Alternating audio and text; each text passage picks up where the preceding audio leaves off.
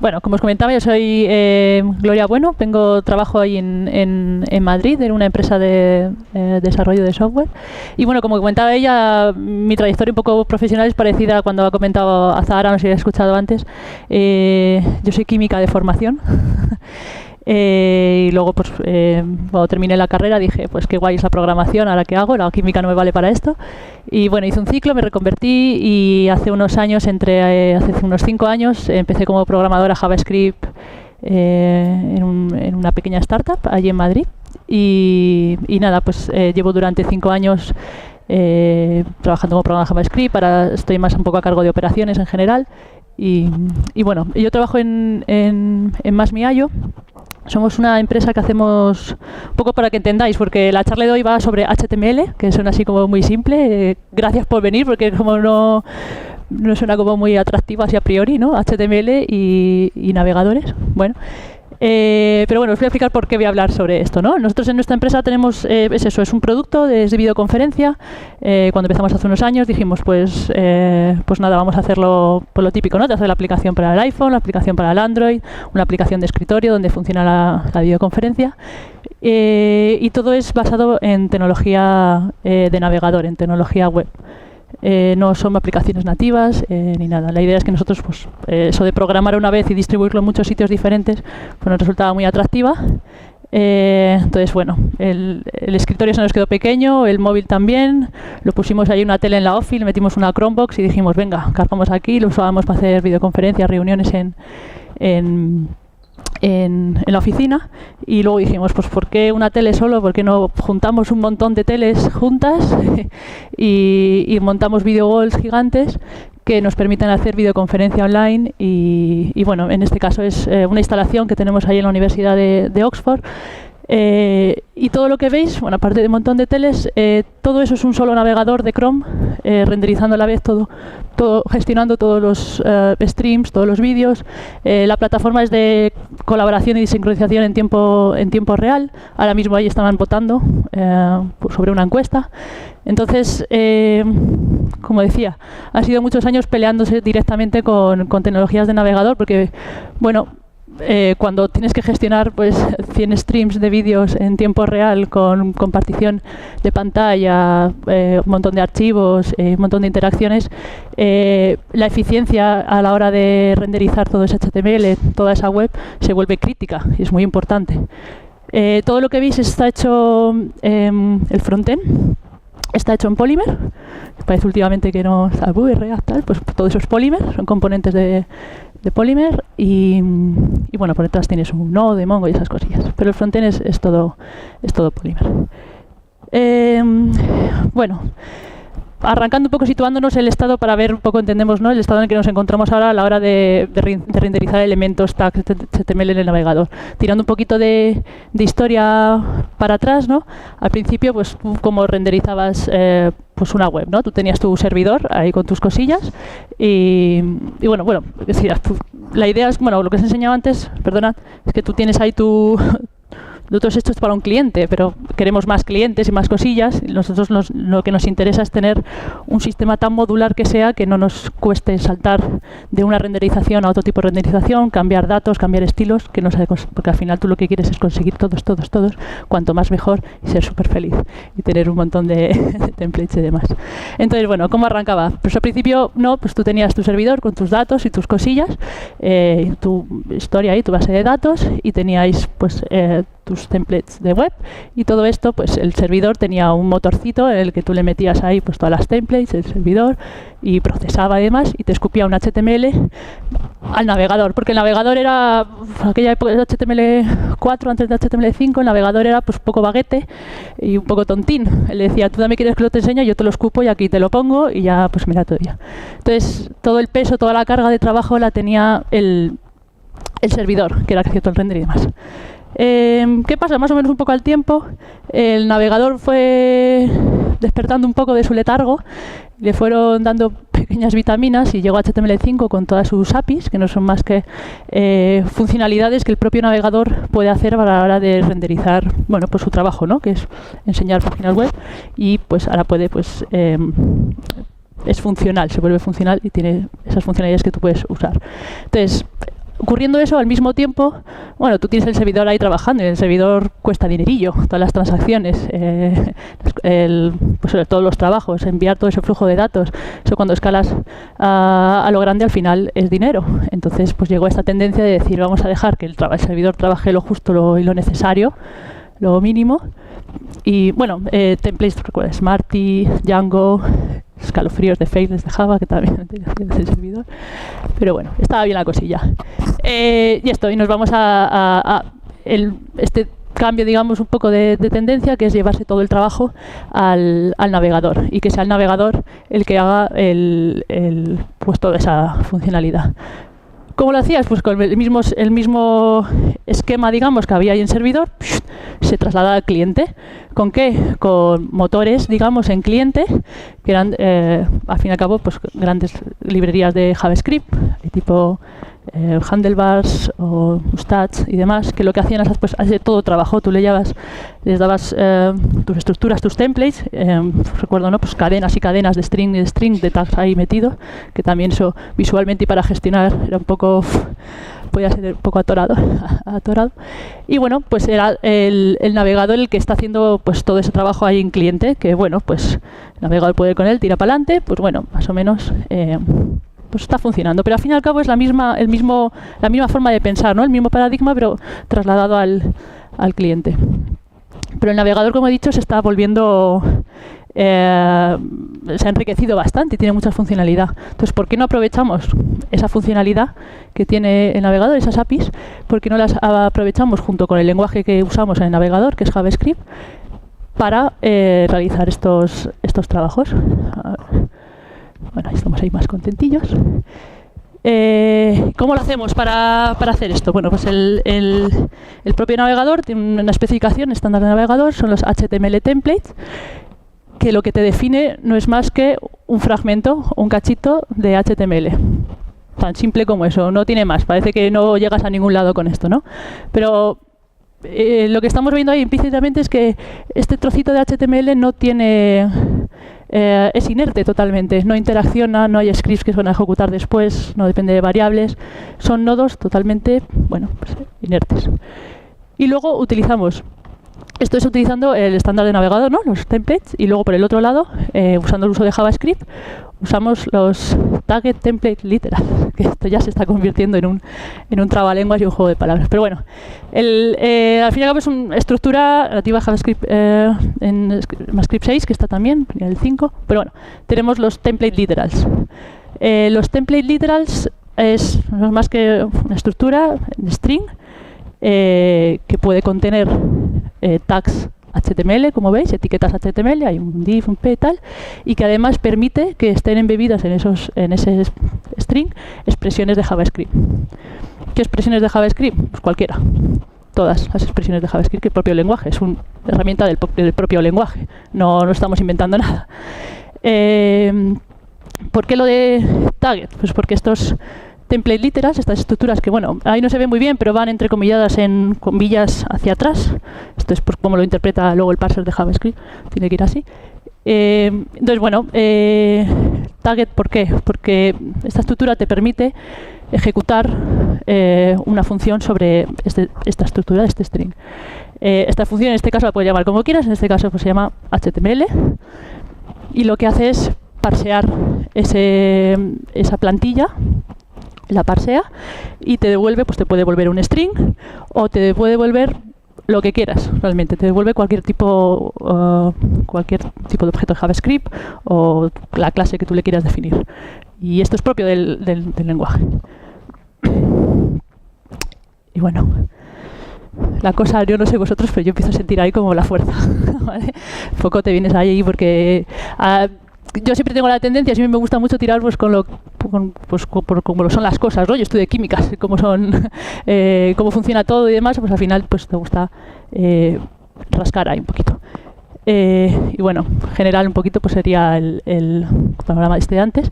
Entonces, vale, tenemos estos dos elementos, ¿no? Los HTML templates, que son nativos, y una estructura propia de nuestro lenguaje de programación en navegador, que es de JavaScript, que son los target templates literal. Entonces, las dos prometen mucho, pero las dos no nos hacen una librería de plantillas de HTML para poder usar el navegador. ¿Qué las está combinando por encima? Ahora mismo es Lit HTML, hay otras como HyperHTML, creo que se llama también, HyperHTML, que lo que hace es una librería muy pequeñita, que lo que hace es combinarte, usar la potencia de esta estructura de JavaScript con los HTML templates para generarte todas las plantillas. De la fusión, tenía que ponerlo. Vale. Que realmente, ¿no? Esta fusión realmente de qué trata, qué es lo que está haciendo la librería esta, ¿no? O qué es lo que queremos hacer realmente. En el fondo da igual quién lo haga. Primero tenemos que crear nuestras plantillas. ¿Cómo creamos las plantillas? Bueno, pues usando esta estructura, que ya entendemos todos, los literals. Tenemos nuestra estructura y lo primero que hace la librería por encima, pues como he dicho antes, el tag este de delante se pone HTML, que es así como me lo saco de la manga, pues eso es más que un nombre de una función que hace cosas. Esa función es, yo puedo programar qué hace la función, ¿no? Entonces, ¿qué han hecho? Han programado que esa función lo primero que haga es devolverme un fragmento de HTML, así tal cual, donde se quedan unas marquitas, que son los dobles, ¿cómo se llama? Los mustaches, los dobles, bueno, estas se me acuerdan. Entonces, bueno, ahí te marca, ¿no? Es el HTML tal cual, parsea las etiquetas de HTML y te deja las marquitas ahí pues de donde hay expresiones de JavaScript. ¿Qué hace con esto? Te devuelve ya sí un elemento de tipo HTML template con sus tags, quita esa zona donde están las marquitas y te genera un objeto de referencias, que es donde están pues esos referenciados, donde están todos esos puntos de inserción en nuestra futura, nuestra template de HTML, que es donde van a ir toda esa información. ¿Qué guarda ese diccionario? Pues el tipo de nodo donde va a ir. Ahora mismo está soportados pues, nodo normal, de tipo de texto y atributos. Y bueno, y una referencia de dónde va. Es decir, que esa función que estamos ejecutando sobre una template literal, ¿no? Sobre esta template, esta estructura, nos está devolviendo una plantilla HTML y el objeto, digamos, el producto de la reacción sería nuestra plantilla HTML y la referencia. Todo esto en lit HTML lo llaman, lo conjuntan en pues el resultado de la template. Y como puedes ver ahí arriba, bueno, pues se guarda, ¿no? Porque al fin y al cabo es un resultado que tú guardas en una variable en JavaScript. Vale, entonces, esto luego nos da muchas... Bueno, eso que sea un objeto que puedas guardarlo y demás, pues nos da mucha. Entonces, una vez que lo hemos creado, ya tenemos ahí nuestro resultado de nuestra template, de qué es lo que necesitamos. Por un lado, tenemos la template, y por otro lado, tenemos el diccionario de cosas. ¿Qué más necesitamos? Renderizarlo, ¿no? Porque dice muy bien el navegador, muy bien, tengo aquí los HTMLs, tengo aquí los datos, pero ahora, ¿cómo te lo conjugo? ¿Cómo te lo enseño? Bueno, pues se define una función, que es render, sorpresa, que admite dos parámetros. Uno, el resultado de esa creación de la template, y otro, pues el punto de inserción del DOM del navegador, donde quieres que te renderice esas cosas, donde quieres que lo ponga. No más que llamas a la función render y le pasas los dos parámetros. Con esto que tenemos, o sea, ¿qué es lo que hace este render realmente con esa materia prima? Lo que hace es, en la primera pasada, la primera renderización, dice, muy bien, me tienes aquí un tipo HTML template, de una plantilla HTML, lo que voy a hacer es, te voy a clonar. Toda esa plantilla que hemos visto es una plantilla HTML inerte. Clonar eso es muy eficiente, es muy rápido, no es costoso. Y además, lo que hace también lit.html es que lo clona una vez y el resto de veces que se use el mismo template result no lo vuelve a clonar, ya lo tiene ahí, ya lo tiene generado para el navegador, lo reutiliza muy rápido. También, cuando renderizas, ¿qué haces? Todo ese diccionario, él genera pues un objeto de tipo, una clase de tipo parts, que han sido súper originales con el nombre, son las partes, pues donde va a ir. Entonces, ¿qué es lo que hace? Diferencia, él coge el objeto parts y dice, ¿qué ha cambiado? ha cambiado el cuarto nodo, que es de tipo atributo, tal, pues me voy directamente ahí, pum, y cambio ese nodo únicamente. No necesito ni recorrer todo ni demás. Sé lo que ha cambiado, voy a ello. Y luego pues el container donde queremos que vaya. ¿Todo esto por qué? Todo esto busca... Bueno, este conjunto de cosas es lo que se llama una instancia de tu plantilla, que es lo que luego en segundos renderizados, en resto de actualizaciones de código, pues es lo que ya lo tiene precreado y pre-renderizado, o sea, lo tiene creado y pre-renderizado, y luego únicamente es actualizarlo. Entonces es muy rápido. Todo esto que busca, pues eso, eficiencia al actualizar todo el HTML, porque eso lo creas una vez realmente y luego pues lo renderizas. Ventajas, estás usando expresiones de JavaScript normales y corrientes, estás acorde, digamos, al lenguaje, no estás programando por encima de él y demás. Y bueno, tienes un acceso directo y fácil al estado de JavaScript que tienes en ese momento de la aplicación. El JavaScript estándar, no hay que reinventar la rueda, y luego pesa muy poquito, no tiene carga. Entonces, bueno, me puse a programar. Esto está bastante nuevo, la verdad, esta manera de, digamos, de atacar el render de páginas web. Y dije, venga, pues me voy a venir arriba, voy a poner un proyecto con Polymer 3 y con lit.html. ¿Por qué Polymer 3? Bueno, Polymer 3 está en preview todavía, espero que hasta dentro de muy poquito, pero bueno, está ahí en preview todavía, pero bueno, ya digamos que acoge son las clases JavaScript, que es lo que necesitamos para tener los template literals y demás. Y bueno, pues quería probar, porque esto de lit.html, bueno, y aquí el ejemplo es con Polymer 3, pero como utiliza JavaScript y utiliza el HTML, los templates, que es un estándar que ya está en todos los navegadores, realmente te vale para cualquier librería de web componentes web. Se puede importar, es un paquete de Node, tú lo importas, lo usas en tu componente web con la funcionalidad que te da la librería y ya está.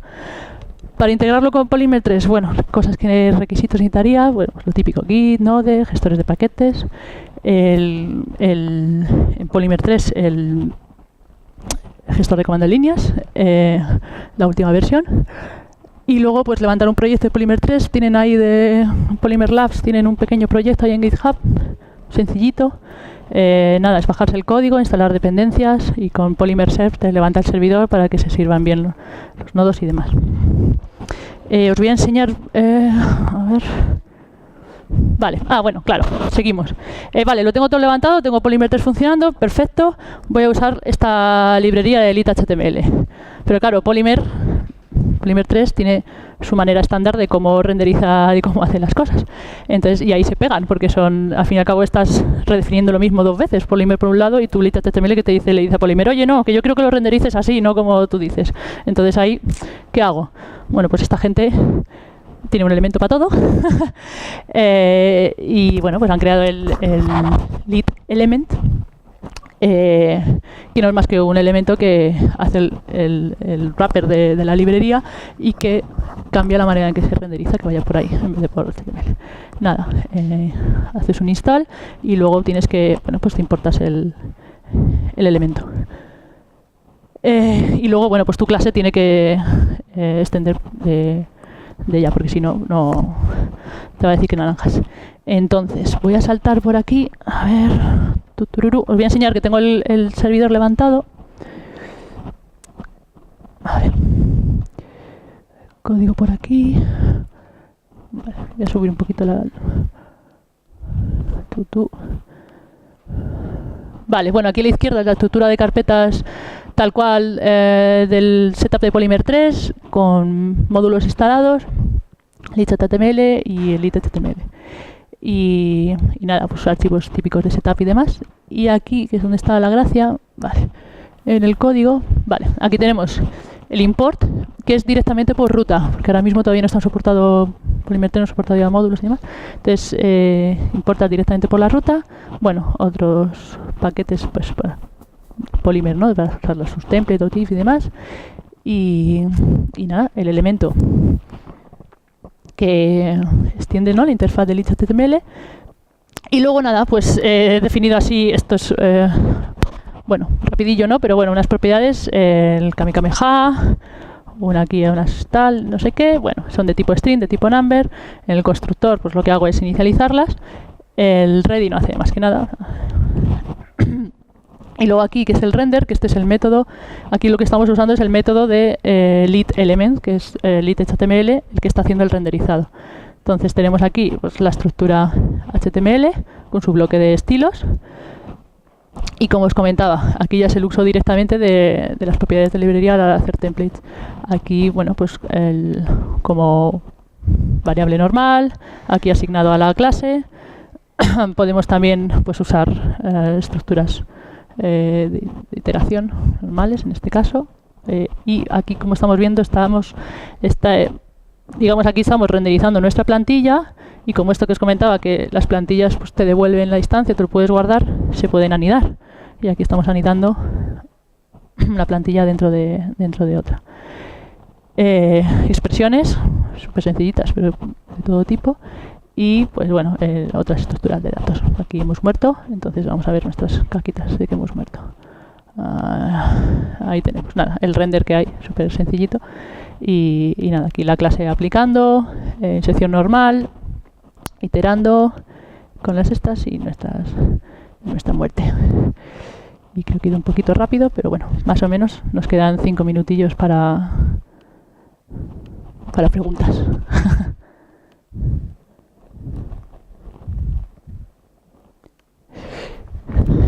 Ya está, un repaso un poquito así rapidillo. Si tenéis alguna pregunta, me puedo meter más en el código, como veáis. ¿Alguna duda? Sí.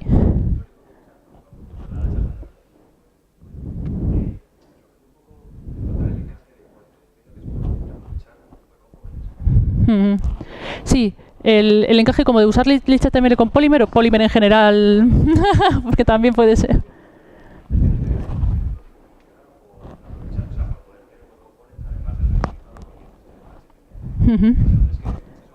Sí.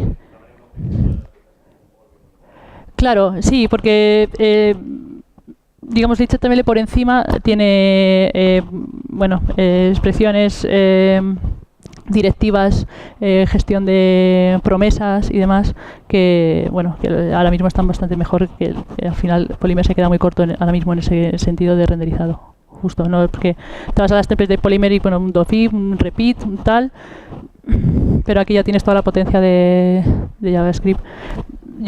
Está muy en ciernes, acaba de empezar ahora, está súper preview, o sea, tiene todavía un montón de estas, pero parece que es la tendencia sobre la que van a construir, yo creo, todo lo que es la gestión de templates y demás, que usará luego Polymer por encima.